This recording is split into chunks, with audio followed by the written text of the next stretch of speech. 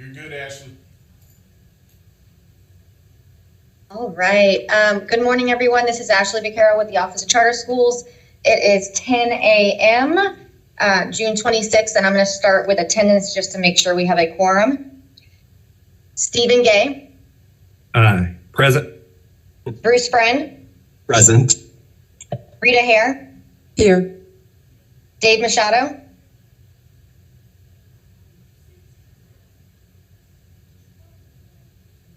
I see Dave on here. Hilda Parlay. Present. Todd Godby. Eric Sanchez. Bart Danielson. Shelley Shope. Here. John Eldridge. All right. So we have 6 with Dave. So we are good for a quorum if we want to get started. Mr. Friend. Yeah, I'd be glad to. Good morning, everybody, and thank you for joining this morning. As Ashley indicated, this is the June 26, 2023 special meeting of the CSAB with one specific agenda item that we'll get to. But before we get started, let's go ahead and stand for the pledge, please. I pledge allegiance. I pledge allegiance to the flag of the United States of America and to the republic for which it stands, one nation, under God, indivisible, with liberty and justice for all. As far as the reading of the ethics statements, board members are reminded that it is our duty to avoid conflicts of interest as we handle the work of the advisory board. Does any member of the advisory board know of any conflict of interest or any appearance of conflict with respect to matters coming before us at this meeting? If so, please state them for the record. If during the course of the meeting you become aware of an actual or apparent conflict of interest, please bring the matter to the attention of the chair. It will be then your duty to abstain from participating in discussion on the matter and from voting on the matter. Are there any conflicts of interest from board members to declare this morning? Okay, hearing none. If something comes up during the course of the meeting, obviously, for those that are on the call too, if you would please make sure you're on mute unless you're speaking, that way we don't have the background noise. So thank you for that. The part CSAB mission statement, the Charter Schools Advisory Board works to ensure the existence of high quality charter schools in North Carolina. Today's agenda is that we have one item, and that is a review and recommendation of ZECA's school improvement plan. Just as a reminder, the ZECA was initially came before CSAB and did not get a recommendation for renewal. It went to the State Board of Ed and did receive recommendation for a 3-year various contingencies. And again, if you're not speaking, if you please make sure you're on mute, that would be very helpful. Thank you. Those contingencies were in the areas of a school improvement plan, training, academic outcomes, and compliance with financial and legal requirements.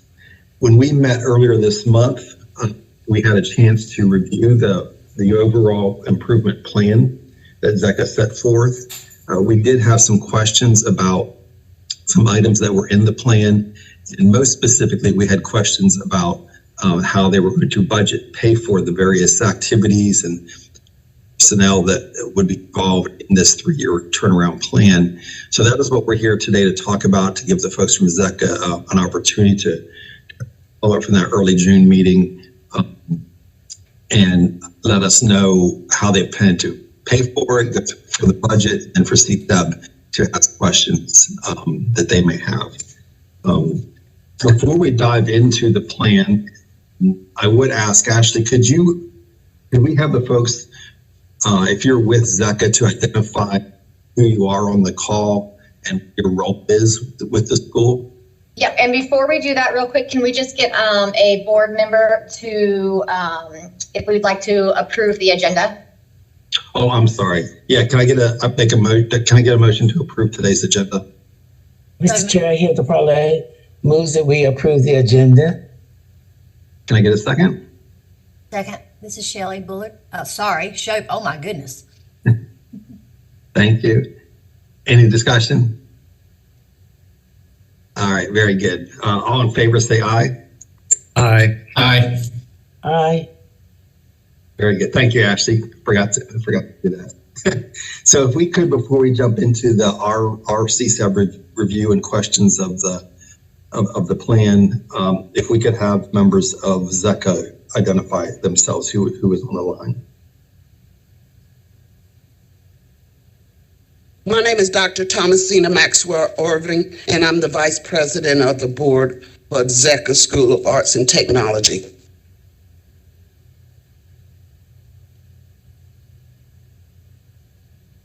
Stacy Howard here, the director. And I also have Jacqueline Morris, our finance director, in the room with me. Anyone else? Okay. Thank you for joining this morning. I'm sure we'll have some questions.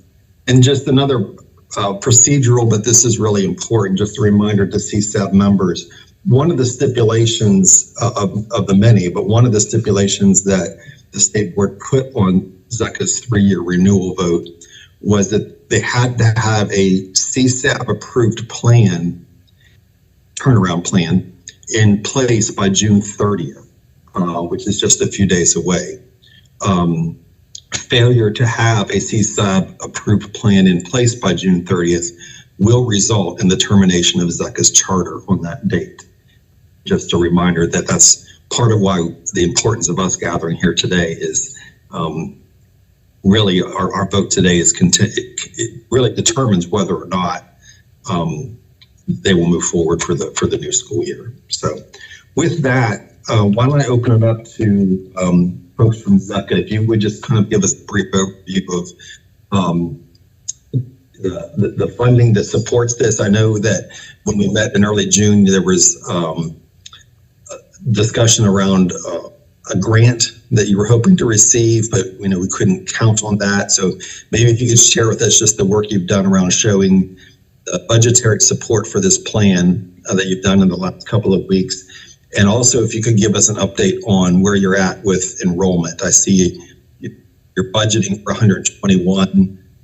If you could share with us, where are you right now on June 26th? So I'll turn it over to folks from ZECA to maybe do a quick introduction and address some of those questions.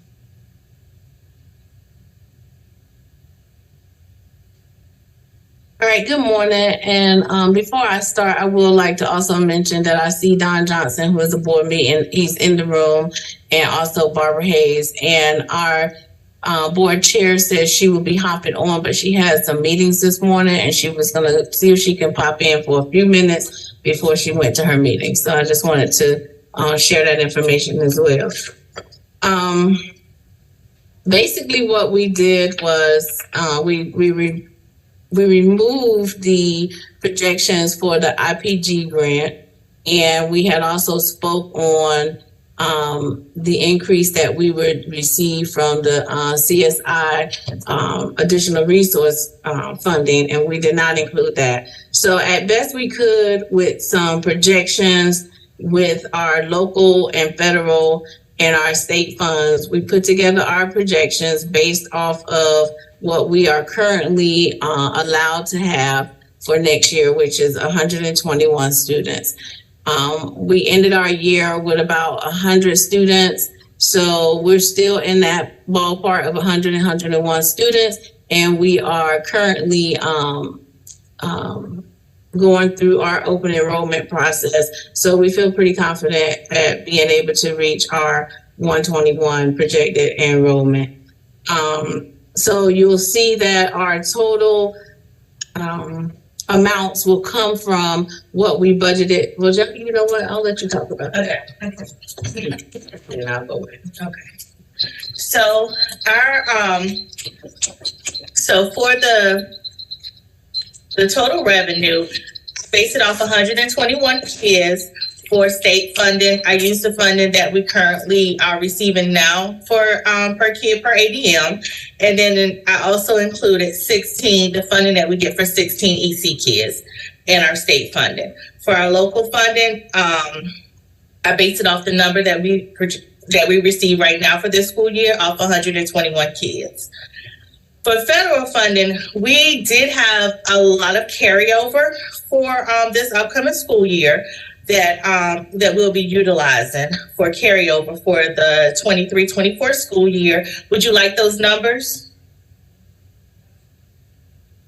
Sure, if you have it. I do have. So for PRC, hold on, I'm on my phone. For PRC 108. We currently, I projected our planning of $10,000 and we're carrying over $96. For 103, we have, our planning is $6,394 and we're carrying over $5,394. For 105, I estimated off of this year, we're carrying over $67,117.88. And I projected us to receive the same amount that we received this year, even though we probably will get additional funding. And that was $130,273. For PRC 50, our planning amount for this year is $76,051. And we're carrying over $17,386.46. For PRC 60, we're carrying over $32,563.99, and our planning amount is $26,504. And for PRC 181, we're carrying over $34,227.79. I'm projecting that we may possibly carry over 171 a little bit. When I did this, we still had a day to spend for supplies, so I did not include anything in 171. However, after she did her supply amount, we are still carrying over about $8,000 in 171. So that number for federal is actually a little bit higher now. So just a question to clarify in terms of what we're seeing, what committed. For the 23-24 school year, you've built your budget. I'm assuming it's been approved by the board, but you've built your budget based upon 121 students with a projected total revenue of basically 1.559 million. Is that correct? That's correct. And then our nutrition funding is included in that. However, for nutrition, we're a CEP school, so we always balance out. So in that also revenue is 141,000. Hold on, I'm sorry. And that revenue is also $141,300 for nutrition. However, we always balance that out on our budget also, that we'll spend $141,300 because that program basically balances itself out. When does your school, what's the first day of school? August 29th. Okay, so you're still approximately 21 students shy as of today what you've budgeted for. Is that a correct statement? Yes. Okay.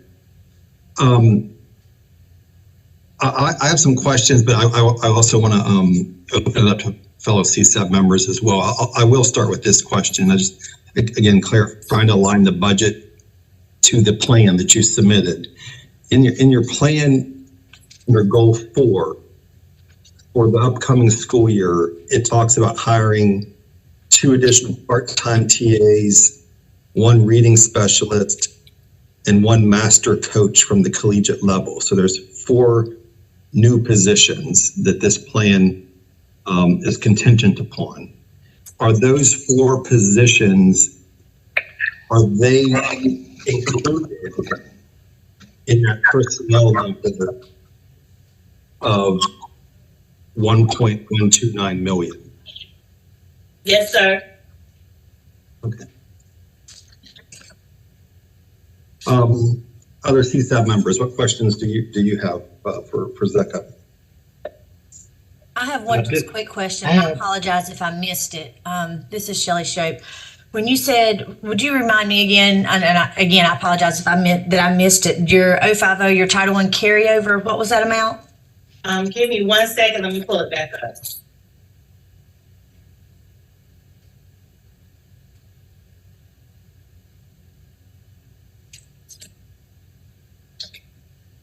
$67,117.88. And what was your total in your 050, what was your allotment total for the last year? Our allotment total for last year was $130,273. Okay, thank you. You're welcome. Do you have those figures that can be projected? Mrs. Hilda? She said, you want to know, do you have your numbers where you can project them? No, we do not have them prepared to be projected. She's pulling that from her links reporting, and she don't have them all combined together. But are you guaranteed that you can get 21 students by Friday? I need them by Friday? Yes.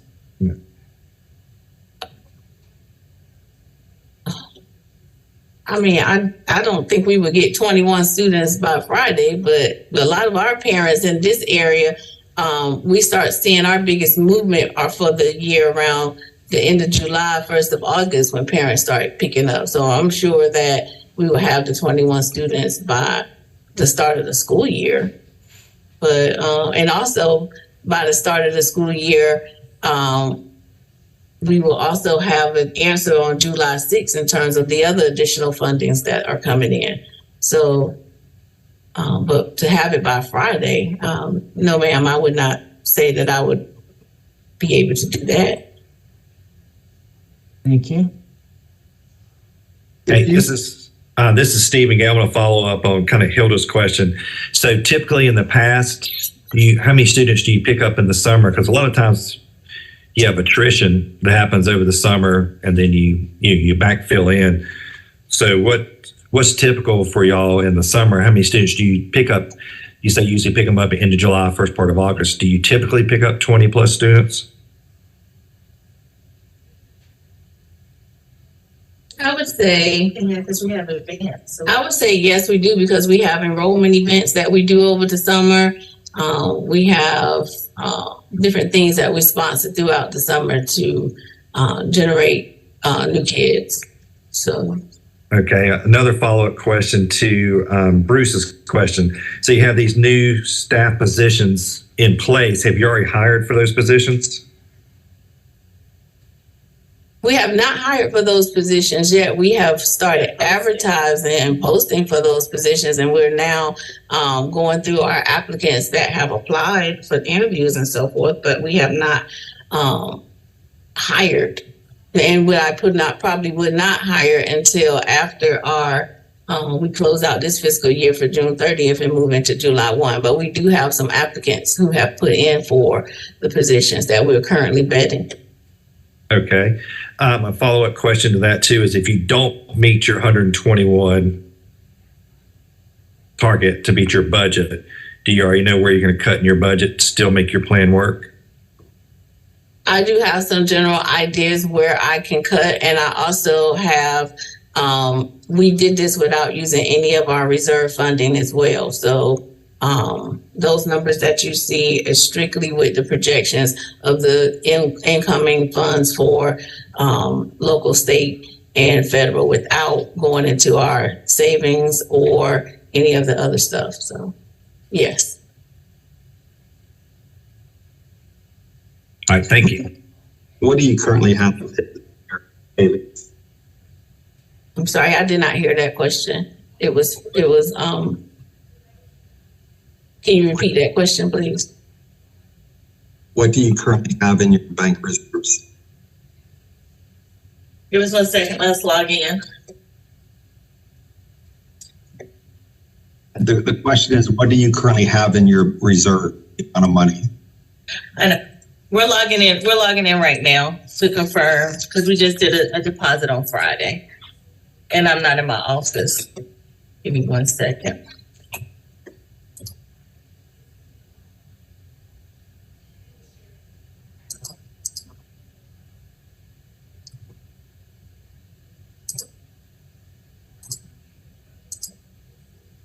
Have you put reimbursement amounts back in there? I mean, the projected reimbursements that we got coming up. No, it's not. It's just so currently, right? Click this over. I want to see if the deposit is showing.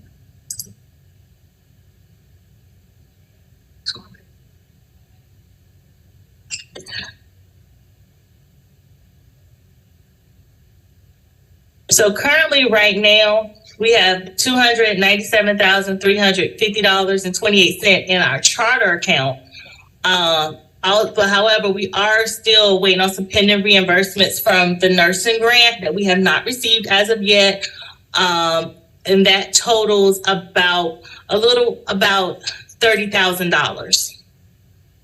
And then in our nutrition account, we have $51,346.67. And then we have also our escrow account for retirement. We have $50,001, and I think it's roughly 60 cents, but we can just round up to $50,002.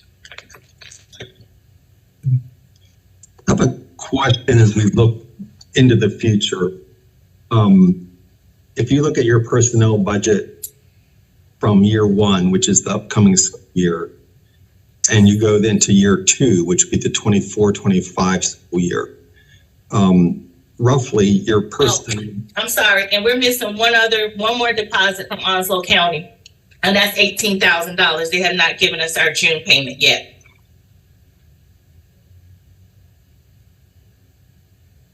Can I ask a question? Yes. So when you look at your personnel budget from the 23-24 to 24-25, that's an increase of about $106,000 from one year to the next. In 24-25, you are looking to hire two additional part-time, one additional master coach, one additional instructional specialist. So that's 4 new positions projecting outward in 24-25. So if you look at the 23-24 school year, we're saying that we're going to have 1 curriculum coach on and 1 master coach on, and our 2 curriculum consultants, and that is going to cost us about $75,137. And then when we move into the 2024-25 school year, we add an additional curriculum coach. That's going to be the 2 coaches, an additional master coach. That's going to be 2, and now just adding on to 1, and our same 2 curriculum consultants, which take us up to about $115,756. And then in the 25-26 school year, we're going to leave those 2 curriculum coaches because remember we said we was trying to put them in specialty in terms of a reading, and one that will focus on reading and social studies, and one that will have a math and science focus. So it'll be a more intense instructional approach from the 2 coaches. And now you have the 3 master coaches, and your master coaches, remember, we're partnering with the University of Charlotte. So we're using some of their retired professors. So it's not a lot of personnel. It's just, since they're retirees, it's not a lot of benefits that is attached to it. And then we have the 2 curriculum consultants that still be in place, and that take us up to that $136,000. So the best way to try to show what we're doing this is that we went down to each of the action steps, and we have spread everything out over the 3-year period, and you can see that in the timeline, and we attached to it the estimated amounts for us in terms of what it would cost. Our biggest thing that we was looking at was this year 1 was making sure that we had enough professional development funds set aside to meet your requirement of all the leadership team and so forth during the 10 modules, and those numbers decrease as the years progress. And then in terms of the staffing, when we had initially put in our goal for that we was going to bring on 7 staff, those were part-time teacher assistant positions. So again, the benefits wasn't attached to it. And the biggest thing that we did with the plan is we said, okay, if we don't have access to the IPG grant, and if we don't have access to those additional funds, then we're just going to have to spread it out and grow into it as our numbers grow. The biggest thing is that, remember, we only have 9 core teachers and 2 enhancement teachers, but we really wanted to enhance our support for the teachers. So instead of having a mentor just for our beginning teachers, we wanted to have our seasoned teachers having access to some mentor coaching as well, because of the recommendations that came from. I'm going to stop you. May I ask my question? Yes, sir. Okay. In 23-24, you're hiring 4 additional positions, and the positions are embedded in that personnel budget of $1.29 million. Yes. In 2024, then you're adding 4 additional positions, and those positions would be embedded in that 1.235 million in personnel. So my question is, the difference in personnel from year 1 to year 2 is $106,000, but you're adding 4 additional staff, albeit 2 of them look like they're part-time. And you still have presumably salary increases to give to existing staff. I guess I'm questioning how you do all of that for $106,000. Bruce. Yes. This is Rita Hare. In continuing your line of questioning, if you look at year 3, we're adding 30 students and the personnel budget only increases by 20,000. So address that at the same time. Thank you.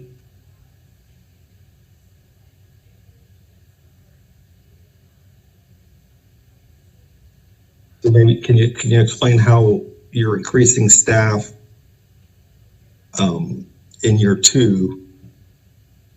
Presumably, I would assume giving raises and benefit costs go up. How do you afford that with for $106,000?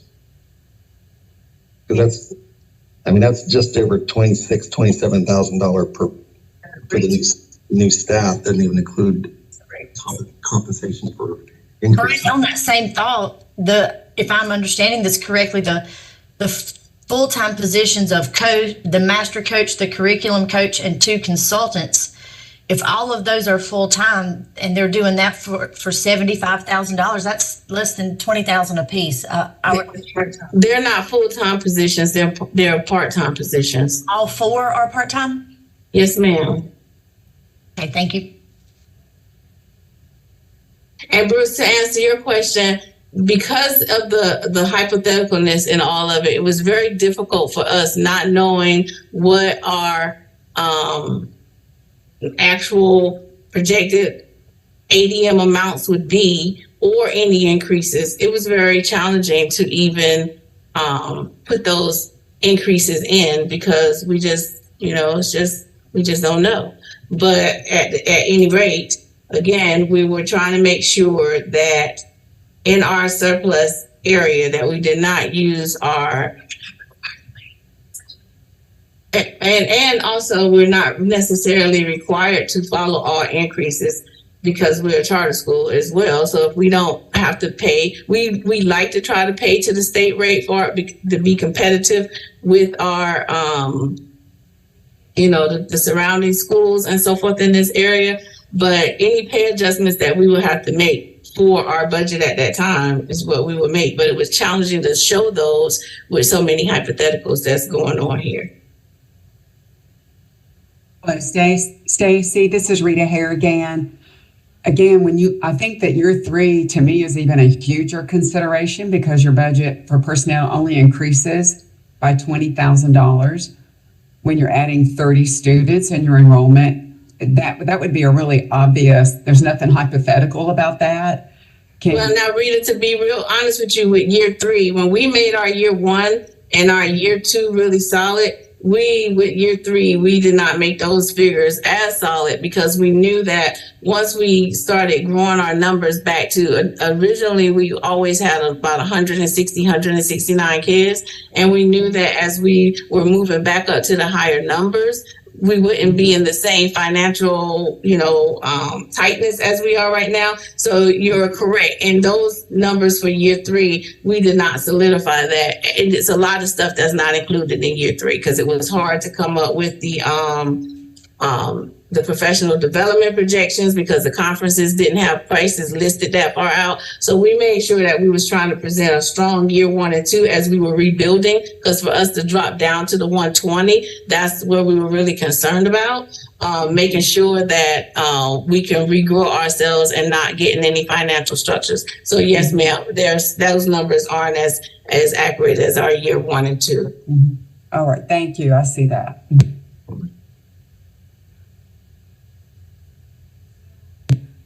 Other questions from C7? Bruce, this is Dave Machado. I got a few questions on professional development. Yeah, go ahead, Dave. Of these professional development that you've listed, how many of them have you participated in the past, such as National Conference of Teachers of English, Color of Education Summit, Capturing Kids? Are these new professional developments that you've never participated in before? Some of them are new, and some of them we have participated in before, like the ASCD conference. We've participated in their stuff before. The newer ones, what we did when we came up with the professional development plan, we went with our consultants and we sat down and we said, okay, we have to have our leaders go through, and we sort of, with the help of our consultants, they helped to make some suggestions of these conferences and based on their experiences, based off what they saw as some additional needs that we had in the school. And then we priced them for it, and then a lot of them, like the leadership development from the Office of Charter School, that'll be new for us, but we're looking to sign a couple of people up for that. AIMS we've done before. So it's a mixture between and what we've done. What consultants did you use to put this plan together? We already have a consultant that we work with from the University of Charlotte, and we also been working tightly with the CSI team and with Tabari from DPI. And how many teachers will be returning next year if you have 121 students? Yeah, all of them are coming back. All of the Yeah, all of the teachers are returning except for our kindergarten teacher, so 1. So how many do we have? 9, 10. So all 8 are coming back. Okay, so you have a total of 9 teachers? Is that what I heard? Yeah, so we have 9 core teachers, and this year we had to use a combination class. So that would have given us 8 core teachers, and then we have 2 enhancement teachers that teaches the arts, and then we have an EC teacher. So a total, when you put the supplemental folks in, it's a total of about 11 teachers. And how many of those teachers are certified? All of them were certified, and we have 1 in a training program. She has her degree, and she's going through the residential program to get her license. Thank you. And I have a question about your master coaches. This is Hilda. Based on the layout in your plan, I don't see why you need a master coach. Then you can send teachers and they can come back and train other teachers. So why pay for someone who could do the same thing for less or for free? And that is that's what we're headed to, Ms. Hilda. Just based off of the feedback that came from our comprehensive CSI report that was done on May 5th. Some of our veteran teachers, they wanted to see them asking, higher level questions and things of that nature too. So we thought that we would just take a moment to bring in some of the master folks from the collegiate level to cover some of that stuff that, to get the rigor up. And as we're doing that, we are going to be training the teachers to be able to continue in that capacity, so that when those coaches phase out, we'll now have teachers that are at that level for continuing on the work. So when you contract those master coaches, are you giving them a time limit to perform? Yes, ma'am. Yes, ma'am. And they're going to develop the guidelines. We're going to work together to develop the guidelines in which they'll work, and so forth and all. All that has to be created. It's part of our summer work and work going into next year over the 3-year period. So yes, ma'am. They have a timeline. This is Dave again. You show the OCS leadership development. Is that the program that Alex Quigley does in collaboration with the NC Access program? Yes. Okay. And the letters training, have you started? Are you participating in that? Have you applied for it? Are you in it? Can you give me some clarification on your letters training? No, we already was participant, and we already had Lexia set up. We've been using Lexia for a couple of years. We've already contacted the rep to get a quote on adding letters. So that is in the process. It hasn't started yet. We're trying to get it set up for our boot camp, because in August our teachers go through 2 weeks of boot camp, and so we're phasing that in. But we've started the conversations, but we haven't started the training process here at the end of June. All the stuff in this plan will start going into place on July 1. Stacy, this is Rita Hare again. So did you have teachers attend the June 13th training? For Alex? Yes. I attended, yes. Are you the only individual who attended? Yes, I was the only individual who attended, because it was like an information session, and we're supposed to say who's going to be a part of it going into today, I think is the deadline. So. Okay, so that's listed. It seems to be kind of like one of your 10 sessions. You know how you were defining all of the sessions for leadership.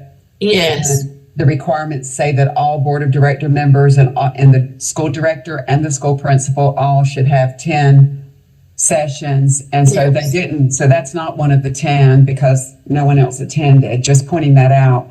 And then you have one this week on June 28th and 29th. The presenter was TBA. That's in 2 days. So who was the presenter at that session? I don't know yet, because I haven't gotten any information on that as well yet. So and as far in your plan, and as far leadership development.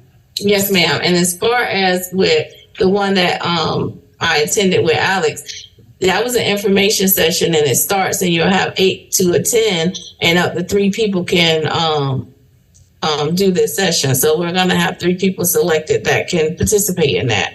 We just haven't sent in their information yet. So no, it hasn't started yet. And as far as the one on Thursday and Friday, they did not have their schedules posted yet online. Remember, a lot of these training sessions, we could only find the title and so forth. They didn't have agendas posted yet. So who is registered to attend that one, Thursday and Friday? That one is going to be attended by our curriculum coach. A curriculum coach? Is that with just one person? Yes. And so these 10 are spread out so that, for instance, if you look the 2 for Solution Tree, those are something similar to what the leadership is doing in terms of having multiple opportunities for modules. And so those 2 are module based as well. So more people can attend. So everybody can't go off and attend everything. So we tried to have a mixture of some with modules so that people who could not get off of work and go, we now have this module you can complete so that you can get your 10. So it's a mixture thereof in there. I want to point out that in the plan, let me read the title of this document. The School Improvement Plan Alternative 3-Year Motion. I'm I'm not sure if we provided this or the state board provided this, but under training, it says during this academic year, 23-24, your board of directors, your school leadership, including the director and the principal, must each participate in at least 10 leadership or instructional practice training modules or sessions. This year, each person at least 10. So it looks like this document of professional development that someone crafted, it lists 10. It has 10 sessions, but it does not include each member of your leadership and your board of directors. So it already is not meeting the qualifications because you've already had 2 sessions that you only have one person attending each one. Do you understand what I'm saying? Like the requirements for the training is that everyone on your board and everyone on your leadership team will have 10 sessions this year, and that's not in the plan. Yeah. Well, okay. So, and I think that's where, okay, like with Alex, the module if 3 people attend that's going to be 8 different sessions that's separate. So we were seeing that as those 3 people already have attended 8 trainings, so they don't have to do but 2 additional ones. And then you look at the 2 from Solution Tree, all the board members doing that. It's the same thing where it's a monthly, several different modules that's attached. So you can't really tell by what's listed. You have to tell by what are modules and what are courses. But we are well aware that everybody have to go through 10 sessions. Okay, that's good. I understand what you're saying. That's good. Let me ask just one other question. I'll stop. In your school improvement plan, you said this summer that you will be evaluating your lesson plan process for implementing reading units. Has that begun yet? No, ma'am, because none of this is going to start until July 1 after we close out this school year. So all of our teachers had our curriculum coach have started pulling our lesson plans because we taught them through the reading this year. We had a model that we was using to try out a template for our lesson plans for the language arts. She has already begun the process of pulling some of the lesson plans that were collected and looking to see and make some evaluations of it so that we can decide what additional changes we need to make as we move into the next year. So she's begun the work of pulling them, but we haven't done the work of discussing it yet. We also are trying to wait for CSI wants to come back in and do their bridge with us. So, we're right now, our major focus was getting the plan approved and closing out the school year. So you have about 4 items on that plan that all say summer of 2023, and you're saying they'll be done in July, but not yet. Yes, we'll start that with Okay. July and August. Yes, ma'am. All right, thanks. This is Mr. Friend again, back to the professional development. What is Green Machine? It's listed as one of the professional development activities. It is, Green Machine is the company that does science for everyone. And so it brings a cultural relevance perspective to science. Our Smithsonian science curriculum requires for the science to be taught with teachers acting as facilitators and students having the opportunity to become miniature scientists and going through using rubrics and so forth. This year's implementing of that curriculum, the teachers did a decent job with it, but they still struggled with going into the facilitator role for the experiment pieces. So the Green Machine comes in and they sort of train teachers and show teachers how to become that guide and letting children explore and go through those experiments without them having to have total control. And that's aligned to the suggestions that came up in the CSI visit as well. They mentioned that teachers had too much control and too much talking and they wanted the students to be more actively involved. So I'm bringing in a model of what that looks like in science. Thank you. I'd like to go back the criteria and read the document you were referring to earlier. Those were the conditions that the state board placed on their 3-year renewal vote. Again, and one of them here under section A, school improvement number 5, obviously that's front and center here today. Because Ms. Howard, a question I have for you, as you look at these stipulations, Yes. the training requirements, not just for this year, but in future years, the academic outcomes, you must meet or exceed academic growth for at least 2 to 3 academic years, compliance with financial and legal requirements. I'd like to just get your perspective. I'm sure they're all something you're living and breathing every day. Is there any one of these conditions that is keeping you up at night more than the other? Is there one in particular that is giving you the most concern that you think you may struggle to meet? Just kind of like to get your opinion, or it may be that no, we're going to knock it out of the park and we're going to hit them all. Just your general thoughts on these conditions. No, none of it keeps me up at night because we were already working towards improvement. Like I said before, it is our desire, just like for you, to make sure that we are meeting the mark. It has always been our desire for that. And when we look at our growth over the last 2 years, since we started putting our plan in place, we've been moving upward. And so my projection is that we'll continue to do that. As I said before in our last meeting, when we were looking at our preliminary test results, we felt really good, even with this year's results coming up. So no, it's of course going to be a challenge, but it's a challenge that we're ready for and can do. So we're just going to do it. Any other questions from CSAP members? Yeah, this is Dave again. I have a question for OCS and Ashley. If we approve this plan, then I'm assuming would get a 3-year renewal. But if they don't meet these guidelines, then we have the ability to reevaluate and recommend revoking the charter. Is that how this is going to be set up, Ashley? Yes, that's my understanding. As a reminder for everyone, these stipulations for Zecca, and then you have 4 other schools that are also under very similar stipulations. These were provided by the State Board of Education. So yes, it's my understanding they want you to approve, like in this case, we have the June deadline. For the other 4 schools, we have an August deadline, which is why we will have an August 11th special called meeting.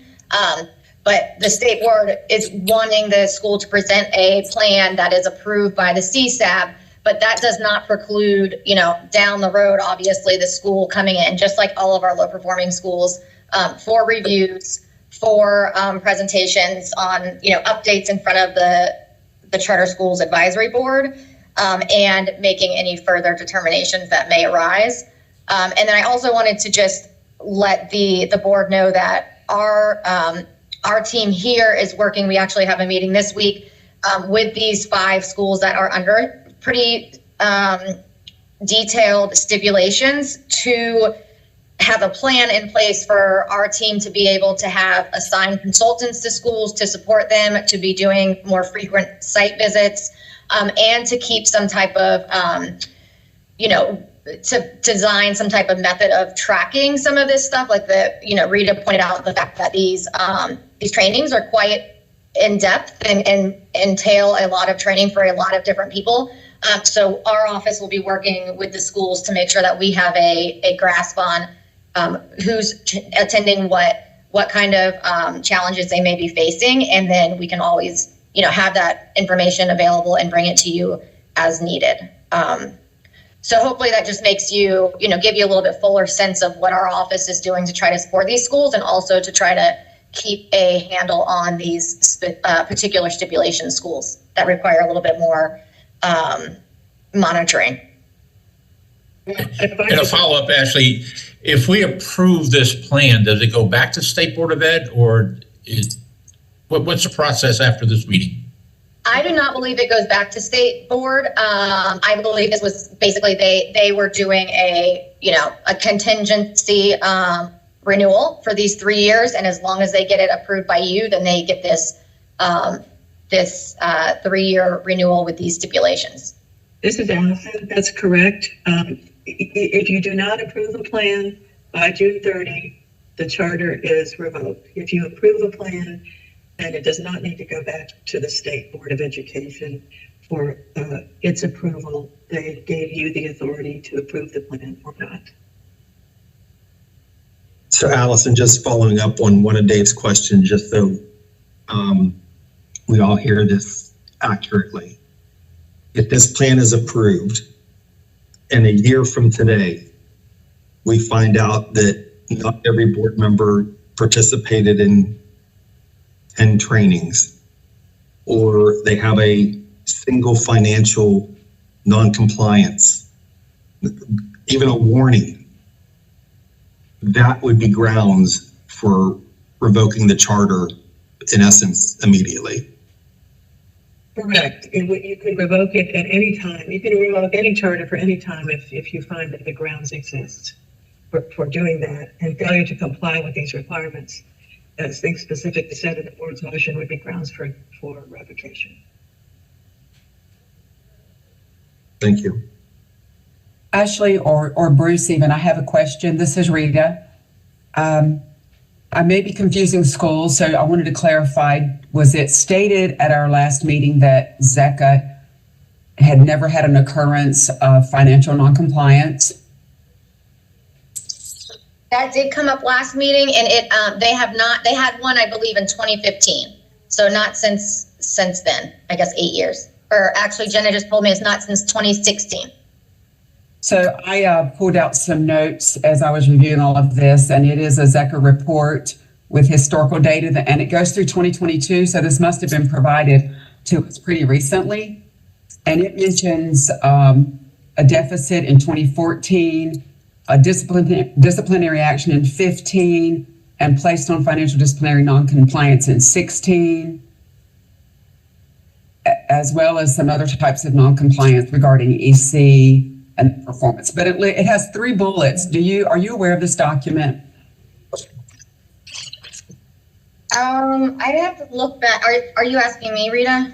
Yes, I am, because I'm sure this was provided to us at some point in the yes. past 12 months. Yeah, this was the, I have that. Yeah, it's just the renewals additional data. Uh-huh. So as of 2016, they were moved to probationary, and so they don't have any, to our knowledge, they have no further financial noncompliance since 2016. Okay, but there were 3 occurrences, the 2014, 2015, and then 2016. Okay. Correct. That wasn't brought out that way in the meeting, and I think I kind of remembered that we sort of, congratulated them or affirmed the fact that they had stayed financially strong. But there were a few bullet points here about some issues. So I wanted to clarify that. Thank you. Mm-hmm. Any other questions from the CSAP members? How many board members does Zecca have?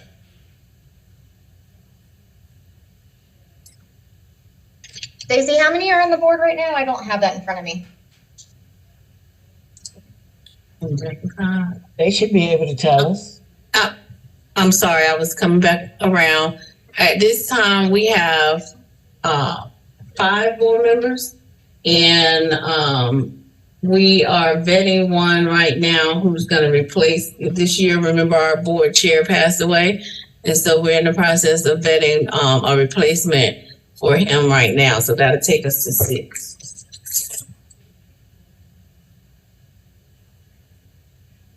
But someone on our board typically notices the minutes of the meetings. Has someone looked into the posting of the minutes?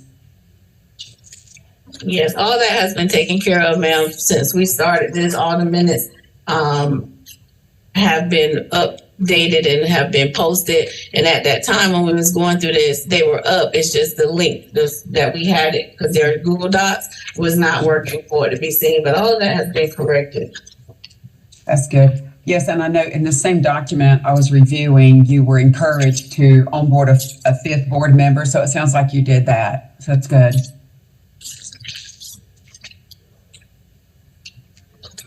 Thank you. Any other questions from CSAP members?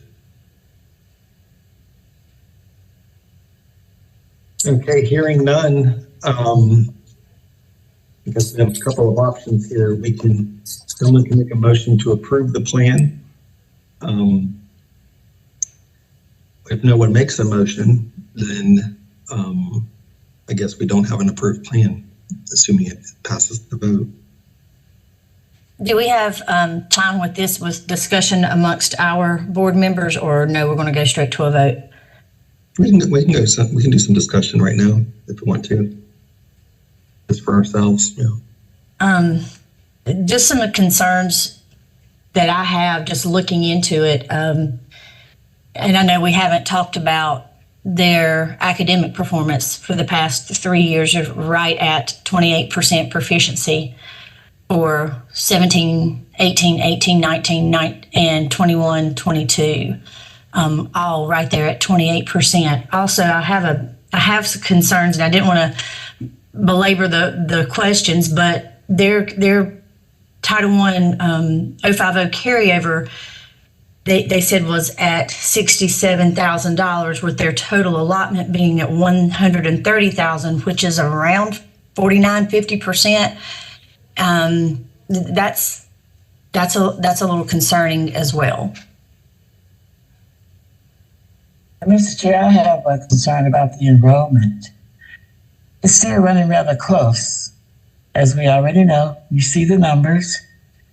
And if they say they get a lot of their kids in July and August, but seemingly they would have worked hard enough to have gotten at least the 121 by now.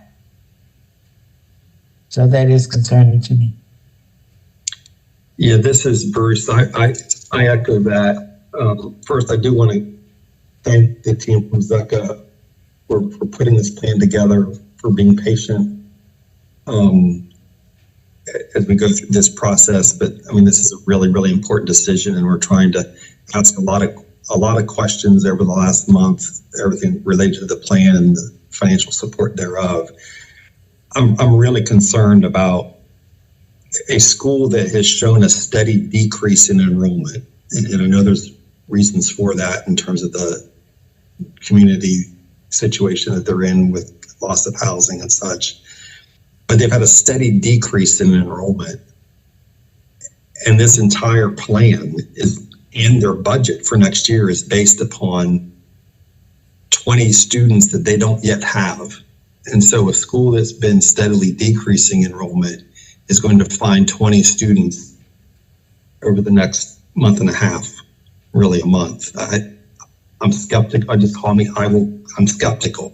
And that's so front and center about how this plan is supported is the financials of that 121.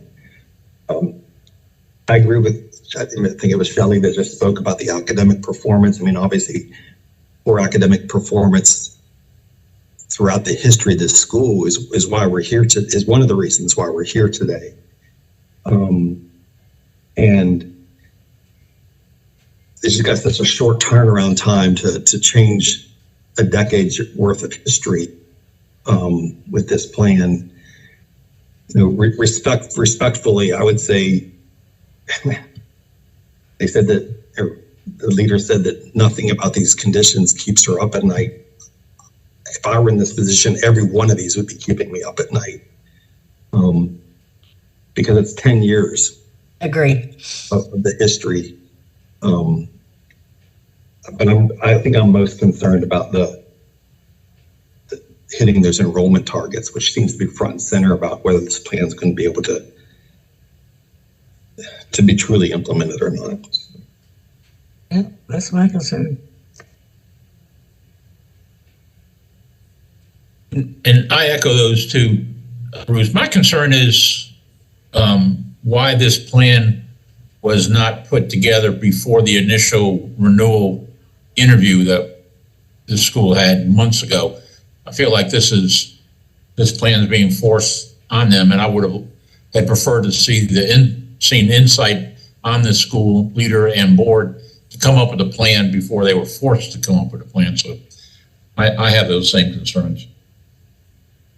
I agree with that, Dave. This is Rita, and I noted that Stacy even mentioned something that sort of described the plan as what we were requiring, like if we're trying to meet what you required, instead of that proactive sense of we want to develop this, attain that, provide these resources to our teachers and that kind of language. It was really, this is being required, and it is.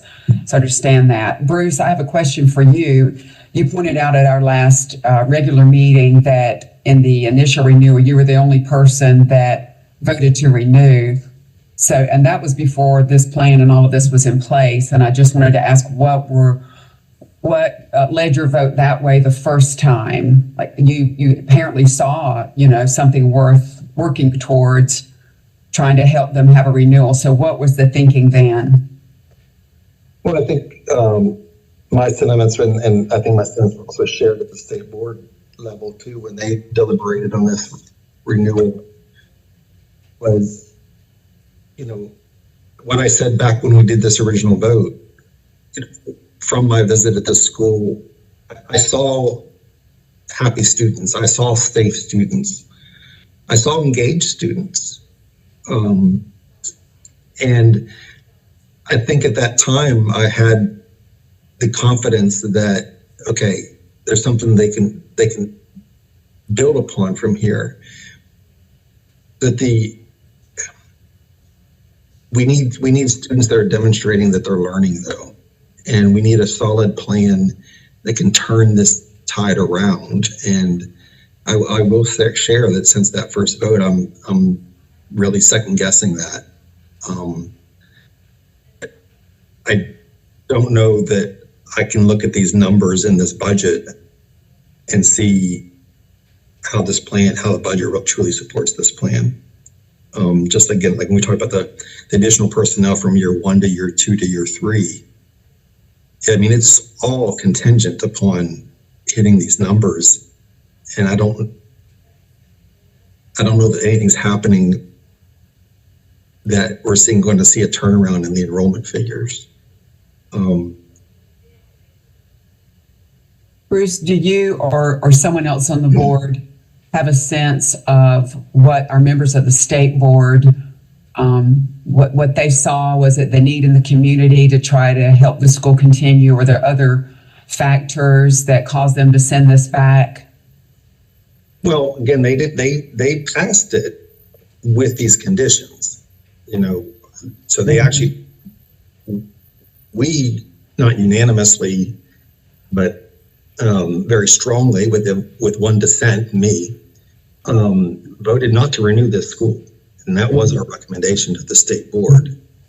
The state board looked at it and again decided to give them 3 years with these very tight conditions that they have to meet. But I don't want to speak for any state board member. I think that some of the discussion at that state board meeting was similar to what we're having today in terms of community need and, what's the school that these kids go back to if Zeka doesn't exist. That's something that always tugs at us and is a very difficult consideration when you're talking about closing a school. Right. It's 10 years of really low performing. I'm just struck with, is there a real sense of urgency here? I don't want to suppose. I mean, I'm sure if we asked each board member, they'd probably have their own view on this, but I don't know how you can have 10 strict years of this and the board feel confident that the right people are on board to turn this around. Today's point, then why wasn't this done 7 years ago? Then 8 years ago or 6 years ago? I guess as I sit here today, I would just say that if we were to approve this plan today, it does give them 3-year renewal, but they've got to hit these numbers. They just got to. And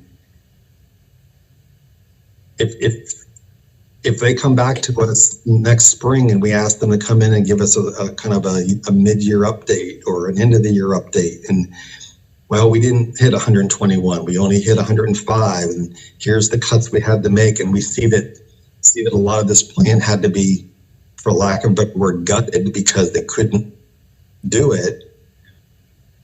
I guess I would say to the leadership that's listening today that I'll be the first to cast a vote to revoke or make the motion to revoke. You gotta hit this. There's just no other choice.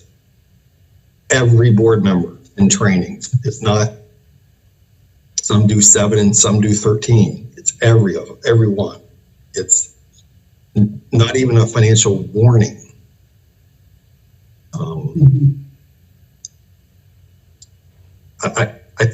I think if we vote for renewing of this plan, what we're really doing, they should be. I think they understand the urgency of this. That there's a 3-year renewal with about a review every year, because every year you're going to be on the clock. Well, at best, it's a 2-year renewal because they must meet or exceed growth for 2 of 3 years. So by that second year, if 1 year has not met or exceeded growth, then it's revoked. Yeah. Right? Yeah.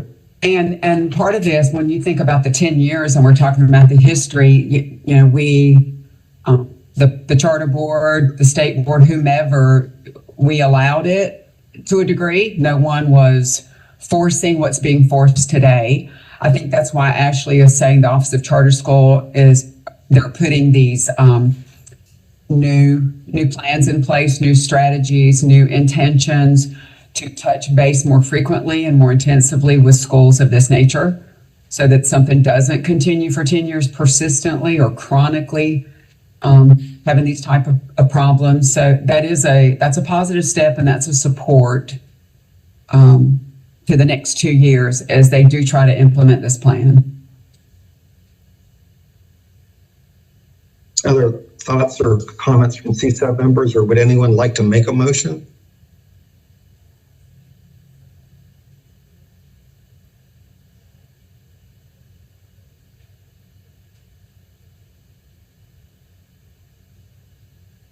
I guess what you just said, Bruce, about a condition, if we make a motion to approve this, could it or would it be with the condition of an annual review of something coming back in 12 months?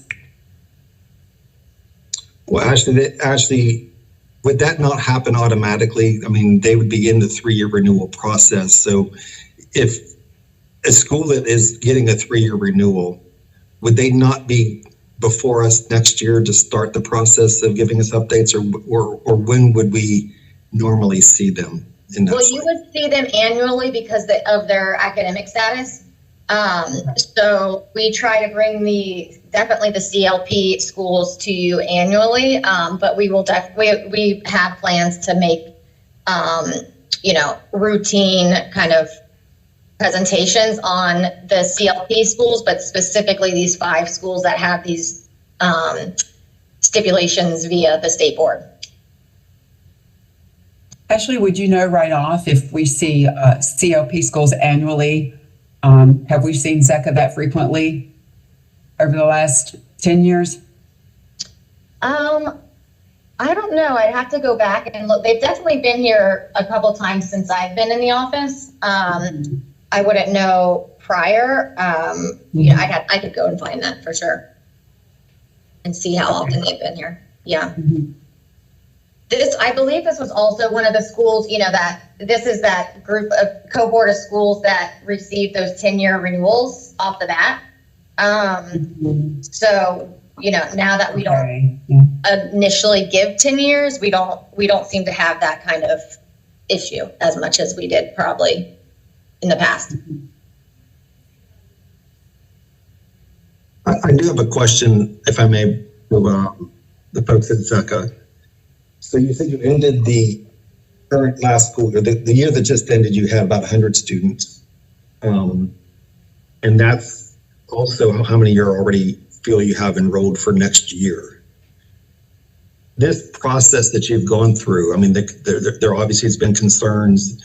You know, CSAB initially voted not to renew you. State board voted it contingent, 3-year contingent upon all these different factors. Have you not seen any drop in enrollment because of that? Because you said you have about 100 for next year and you finished the year with 100. So what impact has this had with your existing parents? It hasn't had any impact with our existing parents because it was our existing parents who showed up when the state board did their visit and expressed their concerns of wanting us to continue. So our parents was the ones who spoke up and total against the whole process of our closing. It has slightly impacted just making sure that as we walked into our recruitment for next year, it's still a few people who are confused about, you know, aren't you closing and are you open? So it's still some confusion in that. So we're still trying to clean that area up to make sure that people understand that at this point we are not closing and we're still taking application. So that's what we're working with now with our marketing strategies. Thank you. Okay, CSAB members, again, I ask, would anyone like to make a motion?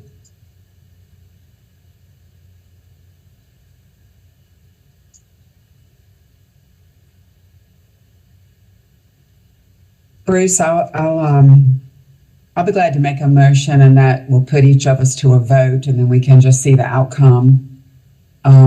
Based on this 3-year plan of professional development and financial compliance and the budget that the leadership has provided, I make a motion that we renew ZECA for the 3-year renewal they've requested. I'll second that motion. Okay, so we have a motion and a second. It's basically, the motion is to approve this plan, which by default then would give them the 3 years that the state board has approved. Any discussion?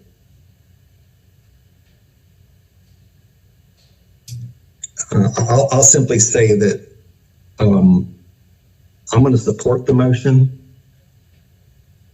but I can't sit here and say I'm 100% confident or comfortable. I think these enrollment figures are daunting over the next 30 to 45 days, and this entire plan seems to be somewhat contingent upon that.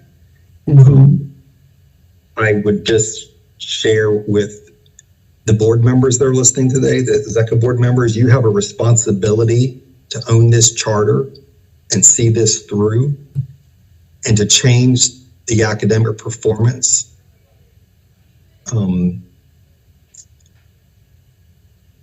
It's an awesome responsibility that you have on your hands, and it just has to be, if the conditions are not met a year from now, I'll be the first to make a motion to revoke. You've had 10 years. It's got to change, and it has to change now. I would agree, Bruce, and I would say this is a tall order. This is a really tall order for them.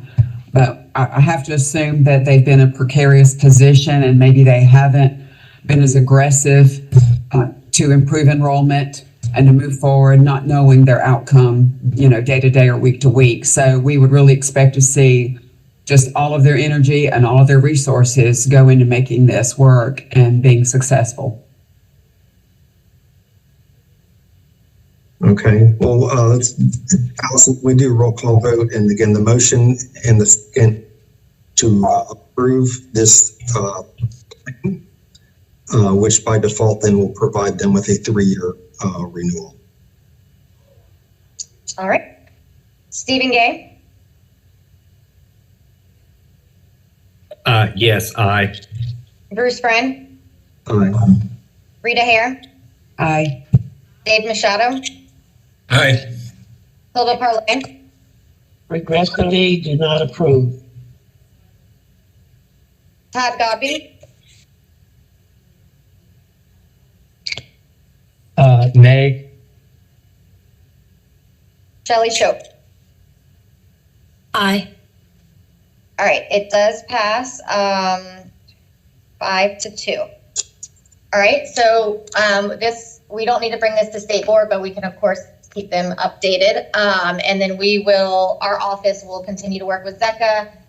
Stacy will be in touch, and then we will continue to give CSAB updates over the summer. And our next meeting will be August 11th. That's another remote meeting. It's a special called meeting. Similar to this, we have 4 schools with stipulations like this, 4 additional schools. So we will be, over the next month or so, we're making sure we get you information on that. Any other questions before we adjourn? Okay. So we need a motion to adjourn. I second. Okay. All in favor? Aye. Aye. All right. Thank you all. All right, thank you guys. Thank you. Thank you.